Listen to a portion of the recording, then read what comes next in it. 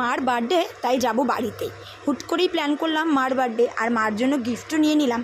মা অনেক দিন থেকে আমাকে বলছিল একটা গ্যাস লাগবে, তাই মার জন্য একটা গ্যাস ওভেনও কিনে নিয়েছি, আর বোনকেও নিয়ে চলে এসেছি।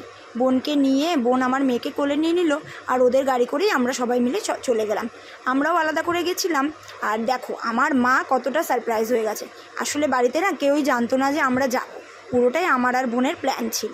মারা সকাল থেকেই বলছিল আসবো কি না, আর আমরা নাই বলে আসছিলাম। তো যাই হোক, তারপরে গিয়ে মার জন্য বুনু কেকও নিয়ে আসছে, এদিকে কেক কাটাকাটিও হচ্ছে। আমার মা না খুব লজ্জা পায় কেক কাটতে, কিন্তু আমরা তাও জোর করে চেষ্টা করি কেকটা কাটানো। একটা দিনই তো, এই আনন্দটাই আসল। তো মা যাই হোক লজ্জায় লজ্জায় কেকটা কাটলো, আর দুই নাতনিকে একটু একটু করে কেক খাওয়ালো। মা তো জানতো না যে আমরা যাব, পুরোটাই ছিল প্ল্যান আর সারপ্রাইজ দেওয়া। তাই মা তাড়াতাড়ি করে মিষ্টি আর নিমকি নিয়ে আসছে, আর মার ছোটো জামাইকে খেতে দিয়ে দিল। আমরাও খেয়ে নিলাম। খাওয়া দাওয়া করে তাড়াতাড়ি করে বাড়ি চলে আসলাম। ভিডিও